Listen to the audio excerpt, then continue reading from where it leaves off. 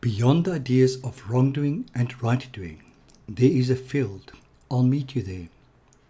When the soul lies down in that grass, the world is too full to talk about. Ideas, language, even the phrase each other doesn't make sense. Hi everyone. It's a great pleasure to introduce you to Andre today. I've known him for a long while, but it is thanks to Fiona, the photographer from episode 5, that we regularly run into each other. Andre himself was one of the models for Fiona's Sober and Sexy calendar. He represented August in the 2016 edition. Andre was a keen triathlete when I got to know him, and I was interested to find out if and how such extreme exercise play a role in his spirituality. Although Andre has a clear sense of his spirituality, he seems to still be in the process of deciding what the God concept for him is. I love that, because that is what this journey is about, and that is exactly what Meet Me in the Field is about. This podcast is supported by the First Layer, the 12-step workbook on working through the 12 steps in any addiction in 21 sessions. There is also a 24-day step coaching and counseling program available based on the First Layer. For more information in this regard, go to www.freddy.org.za and click through from the notices at the right of the homepage. Meet Me in the Field also enjoys the support of African Travel Kid Adventures and Tours, the travel company that will help you to make the unknown your known. Check them out at africantravelkid.com. Sit back and enjoy Andre's journey.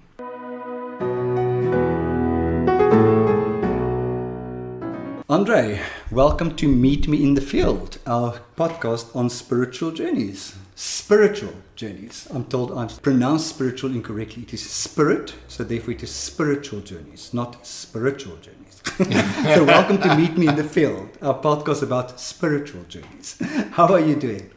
Thank you. I'm doing well today. Thanks very much. Awesome. Thank you so much for taking a Saturday afternoon to talk to me, to indulge my little pleasures. And I get the feeling you were actually working when I arrived. Am I right? No, I was just going through a couple of things. I do have some work this weekend, but I wasn't, in the thick of it, really. Okay. Yes. My husband's coined a new Afrikaans word, and it's called spark. Whoa. It's a combination of play and work. Yeah. So you will go into his office to work, but while he's working, you will definitely allow his attention to go away and listen to a podcast and watch a bit of YouTube and just to do other stuff as well. So he's in his office, but he's not necessarily working. So that's spark. Okay. Spiel in fact. So you've been sparking. Yes, that's exactly what I was doing. So I know that you're from the platteland somewhere, and that you're a professional. And that's it. We don't have to go into the professional, but where did you grow up? I was born in Kimberley, of all places. The big hole. The big hole. But I don't think I recall anything of Kimberley. I remember going back once and then I thought, oh, this kind of feels familiar. But I was, I think, just over a year when we moved away from there. So how could I remember? So, I'd say that I pretty much grew up in Bloemfontein because I was there from a year and a half until I was 18. Okay. And then I left Bloemfontein. So that's So you didn't study in Bloemfontein? No, I left straight after matric. Okay. And was that a rational decision? I want to leave this place. A lot of people I need to get out of this place. I think it definitely was. Yeah, there was definitely that thing of I want to break free. There was definitely that, but it was also, it was planned that way in a sense that both my brother and my sister, who are older, had left the house by then, and they were studying at UCT, and so. My dad was kind of like, would be great if you can study in English and, get away for a bit and that sort of thing. So it was kind of, I knew that was on the cards. Okay. Yeah. So you studied at UCT? Yes. Okay. That's why I've been here for quite a long time. Yeah. And you grew up Afrikaans? Totally. Both mother and father? Yes. In Bloemfontein. And was there a significant Afrikaans culture involved with things like Cook-sisters, corporal punishment, and God? Yeah. Is that Afrikaans culture? All of those things feel like the same thing, really. It just oscillates between them. The Cook-sisters are kind of symbolizes. Yeah. All of those, they're all kind of entwined. Never quite knew the difference. Yeah, I think it was, I have these deja vu moments, whereas now it doesn't affect me so much when I go back home. But I remember on a Saturday, it was always rugby at school that we had to attend. I didn't play rugby in high school, but we had to attend all the main rugby, because I went to a boys' school, which was all about rugby. Is the name a colour of your top? Yeah. Oh my God. Okay, right. I get it. No wonder, yeah. No choice there. But I do have fond memories of that as well. But so, I used to do that, and then after that, I would go home around 12 o'clock, and then it was what we called deja vu. My dad always made spaghetti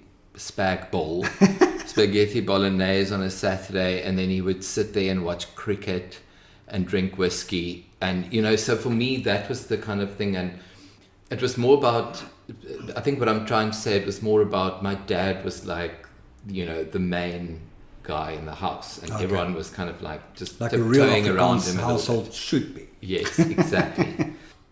The Cook sisters and that sort of thing, like the other traditions, I kind of quite enjoyed. There was always something tuisgebak, something fresh, something to nibble on that was freshly homemade. Yeah, and milk tart. My mother makes the best milk tart still. Yeah, it's nice. And she gave me the recipe, and I actually spent a day with her and said, "Now, show me exactly how you do it." So she would follow the recipe, and she would say, "And then I do X." But while she tells me she does X, as in the recipe she does Y. So I left the day thinking, okay, so now I've got the recipe and the explanation, and the two don't merge. So I still haven't done my mother's milk tart because well, it seems like you're going to have to take a video of her and a recording. Exactly. Make a YouTube video of it. Because I do think that's the best milk tart. So was your mother a baker? Unfortunately, she's a very good cook, and she likes trying new things. Okay. But because she was also working quite a lot, she used to just buy things from the taste neighborhood. Okay. How old are you, Adrian? 38. 38. Okay, so you're much younger than I am. Yeah. No, I'm quite a bit, yeah. So, what is the other thing about this sort of church things? Yeah, I mean, we used to always go to church and that, and it's only now that I'm doing more of my recent work on myself to sort of see, what happened back then. But I wouldn't say back then it was something that really kind of bothered me too much. Going to the youth groups and doing and being quite involved in some of those things. But I do remember, sitting in church and being incredibly bored at times, and then going, But it's only upon reflection nowadays that I can actually unpack some of that more. Yeah. But I wouldn't say that I was like, I absolutely hate it. I can't, I didn't have that experience personally. Religion for you was your understanding of spirituality at that stage. Did you think about something like spirituality? It was just kind of, you go to church and that's that. That's the given. Or did you think about these type of things? I didn't think about the word spiritual at all. Okay. I never thought about that. It was just, this is the way life works. Cool. Yeah. And the involvement in the youth groups and all those type of things, that's just what we do. Yeah, absolutely. And your brother and sister before you, did they kind of pave the way for you? They were involved in those things, so you were as well? To a degree, but I wouldn't say that they paved the way. It was more about what my mom instilled. Okay. But it was also not, I think of my mother's upbringing of me fondly, so I didn't feel too much that it was forced upon me either. Okay. But it was an automatic response. Okay. It wasn't like, my brother is like head of, the youth group. It wasn't anything like that. Are you the youngest? Yes. Okay, the youngest of three. Were you spoiled? Did you have special privileges? And I wasn't during the time, well, not in relation to my brother and my sister, not, because my dad was brought up very differently to his brothers and sisters, and there was a lot of sort of unfairness, and so he made it a point in his life. In fact, that was like the main thing for him. But having said that, I definitely was spoiled because I always had everything that I needed. Maybe not too much and like money thrown at me or whatever, but I always had what I needed. And so from that point of view, I actually was spoiled. Okay. And you you know what I mean? always felt loved and cared for and secure and No. not. No, I think definitely from my dad's side, not. I didn't know him. He was Okay. always working. Was he at the university or what did he do? No, well, he was involved at the university to some extent, but he was specializing to be a cardiologist during my sort of later primary school years. Okay. And then he opened his own practice. Oh, good grief. So he was an absent father. He was Completely okay. absent. Entirely. I mean, he didn't come to one orchestra thing there was just nothing that he Yeah. attended ever. So you play an instrument? Yes, French What? horn. Oh, wow. So cool. And do you still do it? Not anymore. I mean, I played up until quite recently, but at the moment I'm not playing. Why not? You know that thing of like I don't have time. That excuse. That of you don't have excuse. time. Okay. But yeah, I am looking into slotting in with a group. Okay. It's the only way that I can really, Yeah, kind of force yourself to do it. Yeah. I think it's so wonderful that people can play music instruments. So I get so jealous if I hear somebody who can do it and they don't. It's like my husband who That's plays true, beautiful yeah. piano. Yeah. And he does it so seldomly. And I absolutely love it to be in the house while he's playing piano. It's for me, that's one of the closest connections we have. If I'm busy doing something, I hear him in his office busy playing piano. It's such a beautiful feeling in the house when that happens. Wow. And I tried to teach myself to play piano, but it was absolutely impossible. Yeah. I just couldn't do it, and I don't have the time to take lessons. yeah, but So did you start playing at school? yes, in primary school already. Did you have music as a subject at school? We didn't have music as a subject in those days at school, definitely not at this Boys boys' only. school that I went to. But we, quite phenomenally, we had this place called the Music Con, which was like a music place for after hours. Oh, wow. And it had some of the best people in the world Oh, fabulous! in the middle of Bloemfontein. I mean, it doesn't exist anymore, I don't think, but it was quite incredible. So that's where I used to go, and we had various orchestras, and you worked yourself up into a youth orchestra, Okay. and then we competed in nationals. Oh, So wow. it was, Because Bloemfontein, if I remember correctly, or Free State had quite a good youth orchestra. I remember some kind of, not that I was ever involved in that type of stuff, but I would remember always thinking that there seems to be quite a cultural hub, because you had the Saint Duplessis Theatre that also had good Yes, productions yes. up on and all those type of things. Okay. What type of teenager were you? Were you the compliant, or were you the dark and broody? no, I was so compliant. Oh, yeah. It's frightening. Me as well. And then there were those odd times where I would do an offsides thing. And then shock the whole world. Yeah, and then I'd feel so guilty for Yeah, weeks, absolutely, yeah. punishing myself for smoking behind Yeah. the building. But that happened every once in a while. Okay. And then you broke away to the second of sin cities, What's the first? Joburg. Oh, Joburg it must be is, the right. sinnest of sin cities to break away to. So, and you came to Cape Town. That's right. What happened then? Now we've got Boetie in the big city Yes. with all his freedoms and Yes. all the sins around him. What happened? Yeah, that really was a big thing for me, because first of all, I really couldn't speak English very well, because I just never spoke it, even though it was a bilingual school that I went to. People spoke Afrikaans.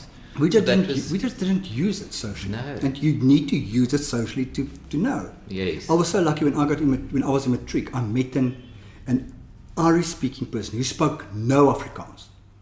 So I was forced to speak English. And I'm so grateful for that man. Jason is his name. And he fell in love with a girlfriend of mine. So we kind of socialized together. Yes. So I spoke a lot of English in matric. Because that was fair. That gave me the confidence to actually speak English. So I'm very grateful for that. So you, Afrikaans boy, UCT. Yes.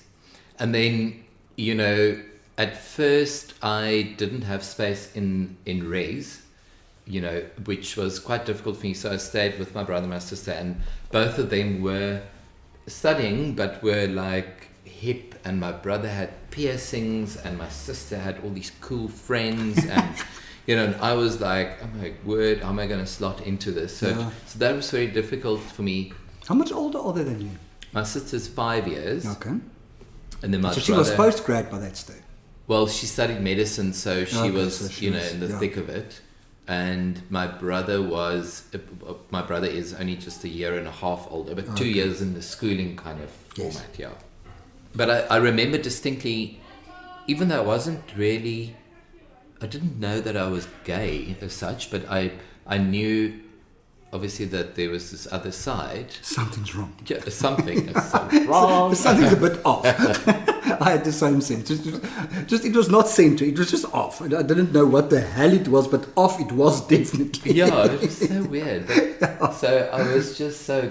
I remember going like, now is the time, you know. It felt like that sort of freedom that so that was more what I experienced when I arrived here, yeah. And what did that freedom mean for you? Did you go clubbing and all those type of things, or? Yes. Is it? Okay, cool. And then, I had a boyfriend quite early on I think it was the end of my first year at university. So it also meant that, but at the same time, I found myself very quickly developing a double life. Okay. Because I suddenly realized that, I actually don't feel so comfortable that other people should know that I'm gay. So I started this double life of picking the people that I felt was okay to come out to, and then completely keeping it a secret to other groups in my life. And your brother and sister, were they included in the no's, or were they the not no's? They were the not no's, even though I think they must have known, but I never had an open conversation with any of my family members at that stage, yeah. And how did you slot in with struggling with or not speaking a lot of English and studying at an English university, studying a not easy degree? How did you do? It's a good question. I don't actually know. I must say, it did also help to have my brother and my sister around. Okay. So perhaps unfortunate to some degree, I kind of slotted in with their friends at first, which was, I think it's unfortunate because I didn't quickly form my own friends. I wasn't forced enough. Yeah. And because for the first 6 months I stayed with them in a flat.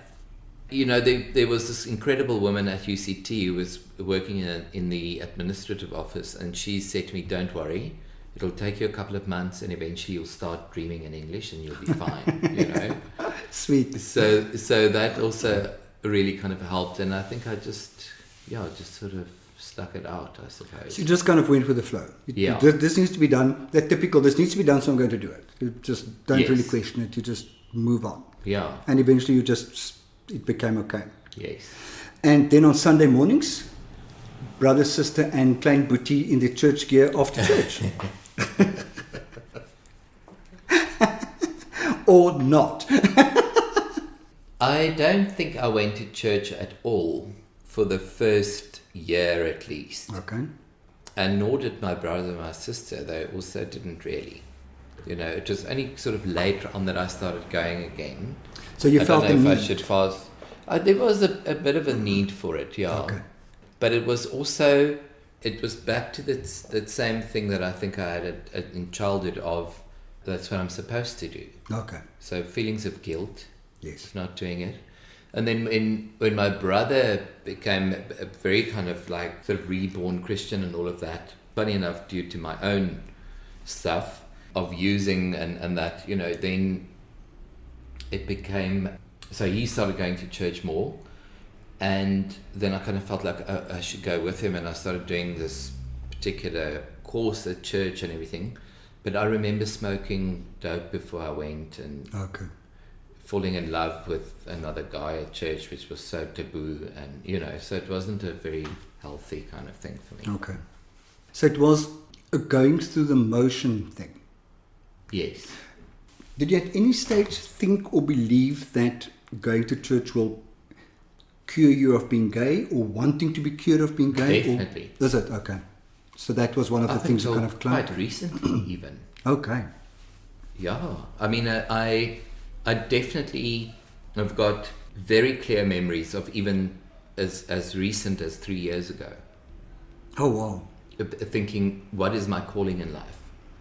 Because I started having these, like, with the addictive mind, there's this, like, must be like the next Martin Luther King almost, or Yeah. something, you know, or just go home kind of thing, you know. So I did have these thoughts of, you know, maybe my calling in life is to show people that one, you know, you might be thinking that you're gay, but you're actually not, but that's completely obliterated now, finally. Okay.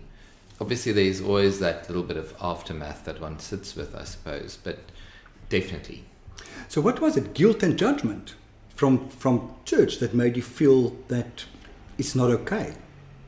Yes, even though it wasn't as if I was often in a situation where people would preach about how wrong it was. That wasn't necessarily what happened, but it was just a societal thing that I kind of knew in inverted commas that it was taboo. It ended up being a self-judgment. Definitely. That's something that I've learned is I judge myself. Oh, I judge no, it's myself, entirely that. And to break that, for me... it's very difficult. I mean, it was until 2011, 2012, where I suddenly discovered that I'm not out and proud. I'm out and extremely ashamed. It was a terrible growth phase to go through and realize that I need to break the shame.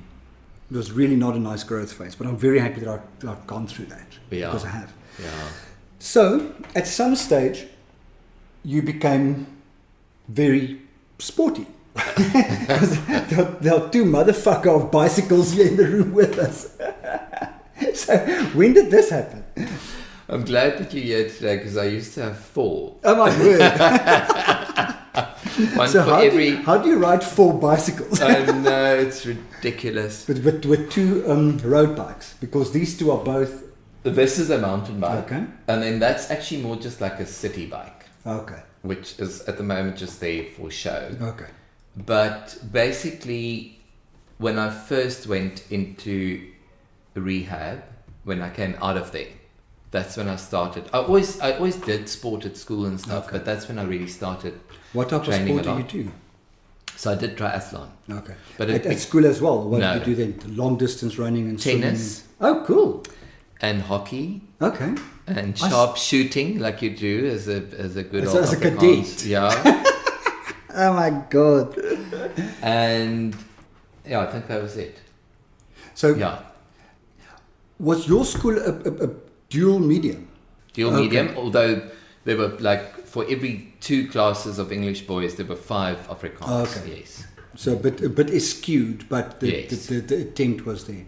Because when I got to standard 8, 9, and I didn't play rugby as well, and a friend of mine and I decided there's a lot of boys who can't play rugby for specific reasons, that they have back problems or whatever, but they want to actually partake in a winter sport.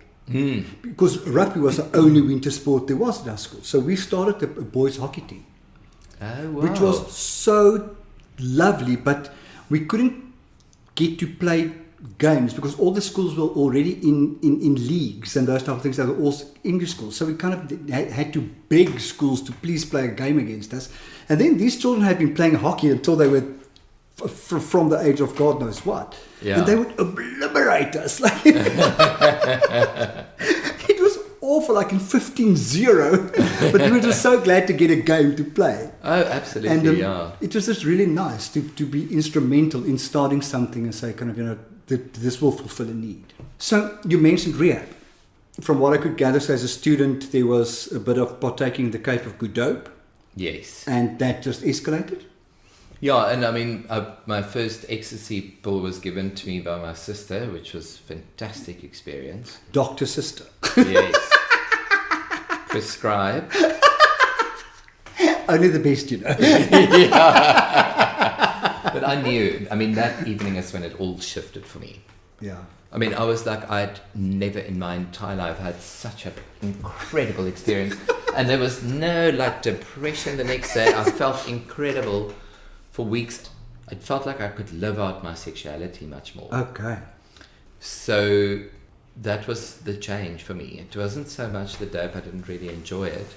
But yes, it escalated. And where did you go dancing that night? We went to a rave, an outdoor rave. Where? Close to Paarl. Okay.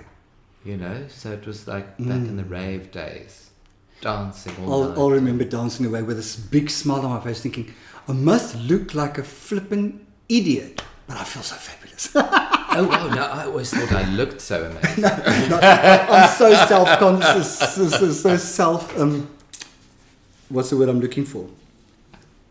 Not everything but confident. Yes. And so I just thought, I must be looking so sheepish with a smile on my face, but I just feel so happy. I loved it as well. So that was the start of the party phase. Yeah. Were you still at varsity then, or? I was still at varsity. I was, I think, maybe second year. Okay. If that. Maybe even first year still. Okay.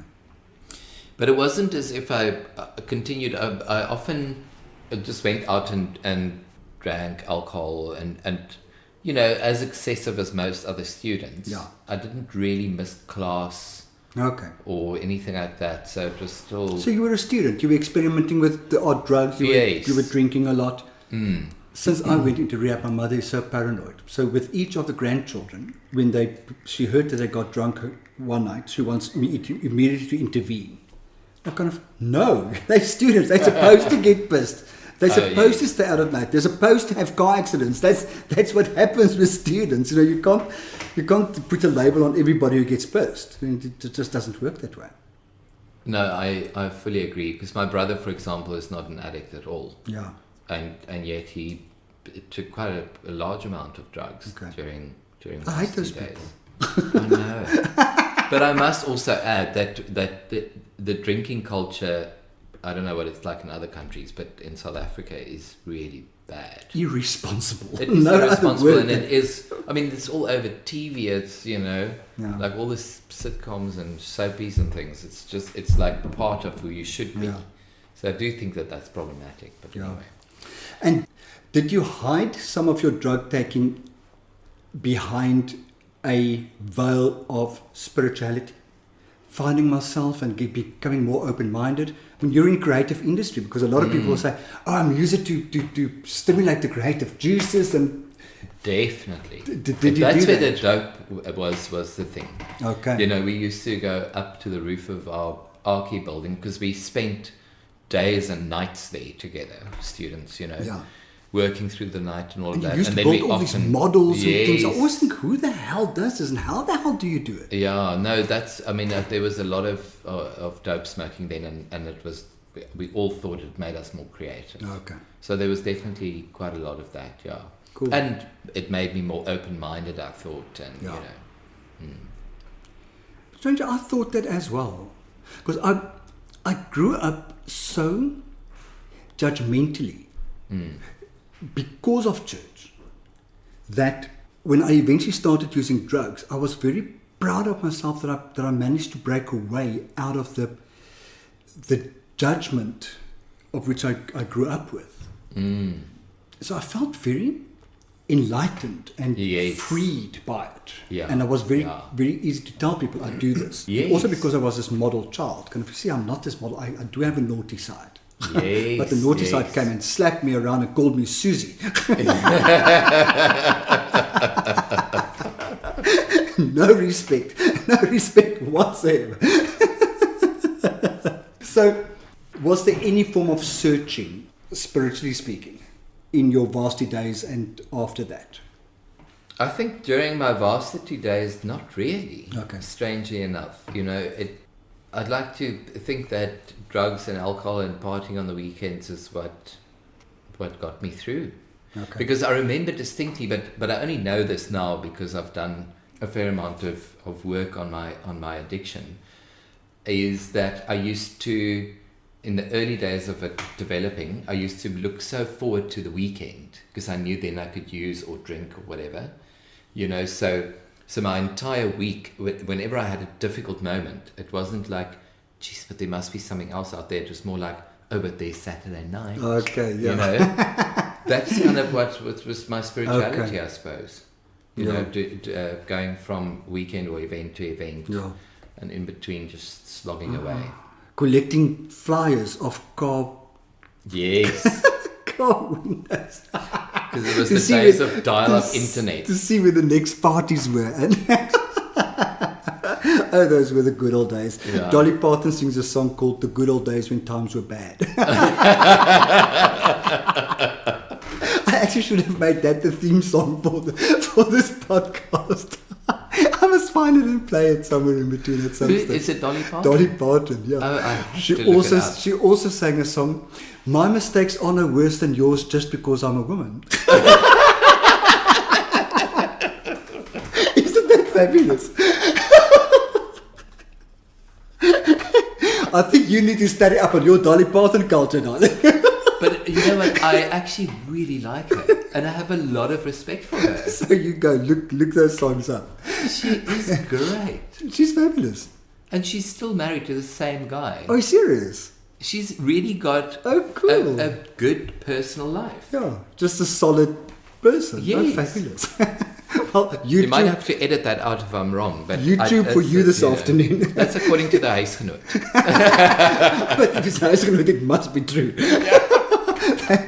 Definitely. They will never tell an untruth in the huisgenoot. Okay, that was funny. But you definitely have to spend some time on YouTube at some stage on Dolly Parton and those I will. two songs. No, definitely. And will. education for you this afternoon. Okay, so when and how did things start going south for you? My memory, if it serves me right, and also And the memory's quite blurred. I know. Thank you, yeah, because that's why I need to add that if it serves me right. But it was definitely in my final year, which came with an incredible amount of stress. We had a very competitive class, and I couldn't cope. So I started using more, and eventually it started affecting my work. Oh, God. By the grace of God, I managed to keep it together. But as you can hear, it was on my own strength, and control. There was control in that, and I tried to control my using, and to some extent managed to. And so I got through, but my marks, fell, and I definitely didn't do nearly as well as I could have. Not that it's really that important, but it's something. It was a loss. Okay. And so after that, I went to, when I graduated, my first year of working was in Johannesburg. Oh, no. So you had to move from Cape Town to Johannesburg. Yes. How did that happen? Did you apply for Well, jobs? I think I kind of wanted to as well. Was it geographic? No, the geographic came later. Okay. For the people who don't know, in a dictionary we call it geographic when you move city or town thinking that if you move away from where you are, that your addiction problem will be solved because you're in a different place. So just a bit of background there. A sidebar. Yeah. It was a It's very sidebar and a dark important block on the sidebar. page. Because I still have a lot of thoughts of geographicals, and not to get away from an addiction, but just for myself. Okay, yeah. So I think it's a very important thing. But it may have been a mini geographical, but I only spent about 8 months there. Okay. But those 8 months were absolute hell. My addiction was completely Because now out of you're control. in party heaven. Yeah. And it was completely out of control. I mean, I went to work hundreds of times not having slept, trying to sort of get through the day. I just have horrible memories of that. And then I did a geographical back to Cape Town, Okay. thinking I would get away from it. Got a really great job here, and probably for the first year and a half, 2 years, it was okay. Okay, so Bit you of managed partying. to keep things together. Yes, so the geographical did that thing where it felt like it was working, Okay. and then it went out of control. Slowly but surely, just kind of. Yeah. Oh, yeah. And then you went to rehab. Yes. Kicking and For my screaming, first or time, did you yeah. say for yourself? No, I actually went and spoke to a friend of mine that's still a friend of mine in recovery, and I knew she had gone through that. Obviously, I didn't have much detail, so I went It's and not spoke to to discuss her. this thing around dinner tables. Not and really. I think if anything I want to do is I want to make addiction talk general talk. The stigma that we can't talk about it is wrong. There is such a problem, and people don't know where and how to find help. It's a secret thing. So can you help me? Kind of. No, that's bullshit. Yeah. It's a massive problem. And then she directed you to a rehab center. she's quite incredible in the way that she helps people, because I think she knew that it had to come from me, so she didn't say you better get into a rehab tomorrow, or today or anything like that. It was more about telling her own story as well, And then I went to go and see an addictions counselor, and I realized that I didn't want to go into that particular place. And quite soon after that, we found a place that would work for me. Okay. But it was more from myself, I think. And I spoke to my mom, not my dad, about it, and then went in. Yes. Did your parents and your family by that time know that there's a drug problem? They definitely knew. Okay. Was it ever discussed? As in, Andre, you need to met jou gat 'n rad kry? Yes, because during that time that I was in Cape Town, I got arrested. Okay. For possession. Thankfully, I didn't get any kind of record or anything like that, but it was a very traumatic event. Absolutely. It was a family issue by that time. Yeah, I mean, they phoned my parents in the middle of the night. That's the one phone call a parent does not want to get, eh? One of the phone calls a parent doesn't want to get. One of the worst experiences of my life. Oh, yeah. Actually, it's quite good to recall that. That's what a lot of people say talking to me on the podcast. A lot of stuff comes back. And then you went to rehab. And was it a 12-step rehab? Yes. Okay. Yes. And you saw God, and how did you feel about that? Again, only now upon reflection, it didn't bother me. So you didn't feel forsaken by God for getting you in the shit? And No. Not at all. Okay. No. In fact, it was quite nice to kind of open that chapter again. Oh, awesome. But there was definitely a part that was like, oh, I better do this now. Okay. Because I have to kind of... So there was a bit of that. But generally speaking, I had an incredible experience there. Okay. Yeah, I really loved it. I loved rehab as well. Yeah. The minute they closed the gate behind me, it was as if all the cock and dramas now behind me. Yes. I was so happy to be in a place where the shit was outside. Yeah. It was such a relief. It was such a relief to just be there. And then you reconnected with religion, or not? You reconnected with the spiritual principles of religion. I think both. Okay. Yeah, and unfortunately, perhaps a bit too much with the religious part of it. Okay. That if I prayed every morning, I would get so and such, so and so. Oh. So it was both. And I still battle with that, with the religious part. Okay. As in, you want to, how can I put this?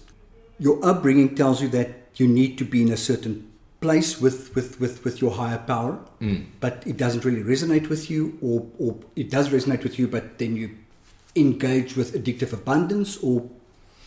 More about for me, the religious thing is more about, I don't want to say punishing, but a bit of a punishing God. Yeah. That God is over there and I have to do X, Y, and Z. Or you'll be punished. Or I'll be punished for it. And then I had these moments, I still do, a lot less, but, if something bad happened to me, just life on life's terms, but if something bad happened in my life, then I'll think like, oh no, I haven't prayed for 5 days. Oh my word. Okay, right. So it's nearly the reward system. If Definitely. you do, I will not let that happen. Yes. Okay. I remember as a child, as a teenager, getting into bed and not feeling like praying. Yes. Just not wanting to pray and be so afraid that I might die during the night and go to hell. Wow. I remember so well that I prayed out of fear of going to hell. Yes. Not because I wanted to connect with a God or with anything. It was so awful. Yeah. No, and I definitely still have quite a bit of traces of that. Now, having lost a friend recently, I also... Well, that brings up all that things, sort of stuff.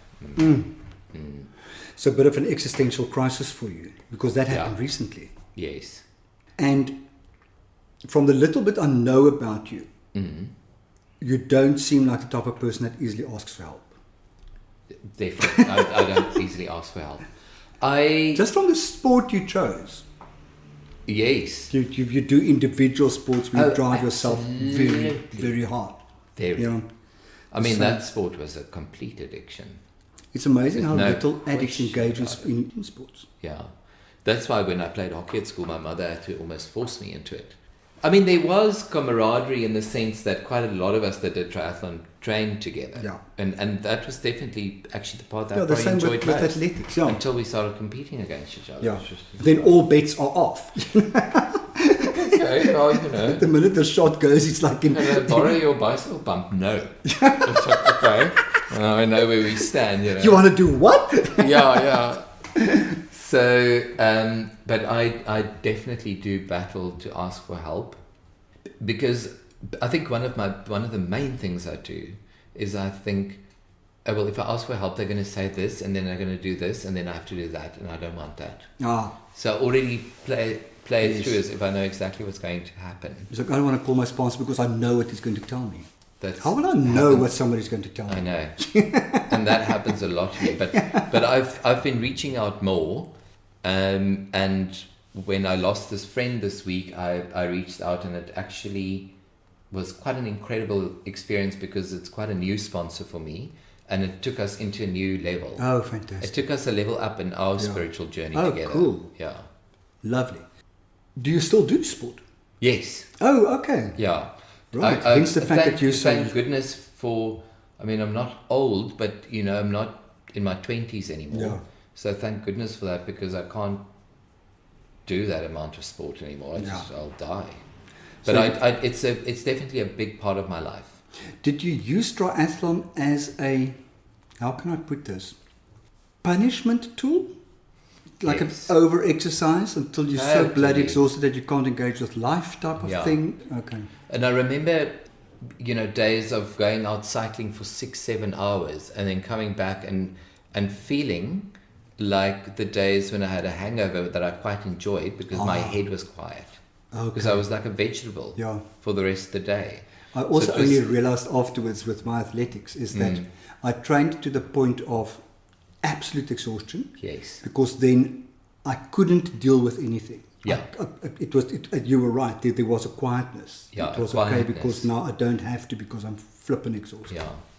But so it was that. It fed into my eating disorder massively. I mean, it was a big thing. Also, one of the main things for me was that it made me feel more masculine, Okay. Yes. because it was kind of quite a endurance sport, Yes. and it's, you know, you swim and then you cycle, And it's you really run. boobs. Yeah, it's, well, I don't know with those tights and everything, but it's got a butch factor to it, definitely. To It's- drive yourself to that Yes, level, yes. it's only men who can do that. Yeah, exactly. Yeah. So as things stand at the moment, what is spirituality for you? Sure, that's a good question. I'm almost nervous.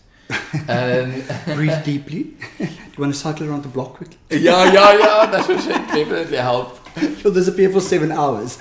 No, I think, you know, at the moment where I experience it most is by going to meetings. Okay. You know, I definitely don't always like meetings. No. No. I mean, sometimes I'm quite irritated, but there's such an incredible spirituality there that just connects all of us. So that's a great thing for me. And then I experience it a lot in my interaction with people on a daily basis. Because of where I work as well, I work in a place where there's lots of different cultures and people from all walks of life. Oh, cool. And such beautiful people that I experience a spirituality through them. Okay. You know, that's just really interesting, and I think that's really where we are very lucky in this country, that we don't just have middle and upper class. Yeah. Because there's so many different people that can teach you something about life. So I experience a lot of it there. I probably haven't for the last 6 months really gone to church, but I have found a church that I've experienced some level of spirituality, but for the time being I'm taking a break because I want to break away from the religious side of it, where I feel guilty if I don't go, and I don't want that anymore. Yeah. And cycling, sport? I wouldn't say it's a spiritual thing for me. Okay. It's something that I really enjoy, and I enjoy how I feel afterwards, and the acceleration of going downhill. I really do love all of that, and it's nice to be out there, but I think it's probably a lot of it's related to endorphins. Yeah. I can't say that I'm like totally connected with God or my higher power at that point, but certainly what it does do for me is I work through a lot of things. Okay. So when I'm swimming, for example, I'll think about my day, so there's definitely... Yeah. So as things stand today, I think it's the second or third time I've said that already, how do you experience life? Are you happy? Are you content? Are you in a place where you're okay to be? Right now, I'm facing quite a lot of things, and I am sort of carrying it over from day to day a bit. Okay. So I'm battling a little bit to stay in the moment and to live in the day. But thank God for all the tools, and for the help that I do ask for is helping to ground me. I think also it's just life on life's terms that I'm going through at the moment. I'm coming to an end of a contract of where I'm working. It's a very uncertain time for me. So there's quite a lot of things happening. So you haven't heard about the new job yet? No. Not okay. No. So it's just a bit of it's an uncertainty that's sort of underlying. But it is also, what's good about that is that it's helping me to put my focus elsewhere, and to hand over my life and do a step 3. So I'm kind of, even though I'm on step 1 at the moment, I kind of think about step 3 quite a lot, No, we have to. Yeah. Doesn't matter where we are, we have to we have to just accept that nothing you're going to do is going to change the fact that the contract ends and that you've applied for another job. Nothing is going to change that. That's so good to hear that now again. Thank you for that. So worrying about that is not going to change it. To think about it is not going to change it. It's just going to... You've taken the action. And I hate not having control. Oh, it's so easy. I'm actually working through codependent anonymous steps at the moment. And I just came from seeing my sponsor. The general pattern, Freddie wants to control. Yeah. I've got such a control... I'm a control freak. It's definitely better. I'm far, far, far better at it. And I wonder if it will ever properly disappear. But also, it has never that well featured in step work. Now that I'm doing coder step work, that's the level of the onion that comes out. Yeah, that's very interesting. Yeah, so I'm very happy with that. So things are a little bit uncertain for you at the moment. Yes. But are you happy with where you are in life? Are you content to stay in Cape Town? You've got a beautiful place, by the way. Thank you. I love this space. It's just such a warm, welcoming, nice, be here space. Yeah, thank you. I've got to be honest, I am not in a great space. I think it's just also early recovery. Yeah. I'm feeling a little bit unsettled. Yeah. I'm just over 6 months clean at the moment. And whilst I've got a little bit in the bank from earlier years and experience of things that I won't do again, hopefully. So there's a little bit in the bank from years of being in the program and that, but a lot of that was obliterated, So it's kind of early recovery. And was it though? No, not obliterated. Maybe just I had to learn certain lessons, and I think I've learned them. I am in early recovery. It sounds like you're being very hard on yourself. Yeah. Why am I not surprised? I know. All you've lost during a relapse is your clean time. Yeah. That's all you lose. You don't lose all your knowledge and all your experience. The fact that you didn't apply it in that phase doesn't mean it's gone. Yeah, no, it's that is there. very true. Just connect with them again. Yeah. No, I do. Sounds if you prefer to move into you sinned, so you need to be punished. Yeah. Yeah. You don't have to. You've already been forgiven. It's fine. Yeah, it's so true. Yeah. No, I definitely punish myself a lot. We are so good at doing that. Yeah. So on that note, stop punishing yourself. Thank you. It's a beautiful day outside. Yeah. A beautiful autumn day. So I hope you're going to engage in some form of physical activity, which I'm not going to. I'm going to drive home now, have lunch and nap, and then I'm seeing a client. I feel so guilty about where we live in such a beautiful place, and I just don't engage with what we have enough. At least you. But now you're also punishing yourself because I think that you are doing incredible work at the moment. I have a lot of respect for what you do, and I think it's incredible that you've published a book. Thank you. Really, it's phenomenal, and I think it's also just a phase of your life that you're going through. Yeah. To build up, a phase that I'm enjoying so much. Yeah, and I think that's incredible. Yeah. So right now, there's not quite the time for it. Yeah. As my husband said to me this morning, you need to take at least one day a weekend off. I don't have that. I'm just busy. And I'm the one who always tells him that he needs to take time off. So practice what you preach, sir. Andre, thank you so very much. Yeah, thank you. It Enjoy the rest of your day and your weekend. Thank you.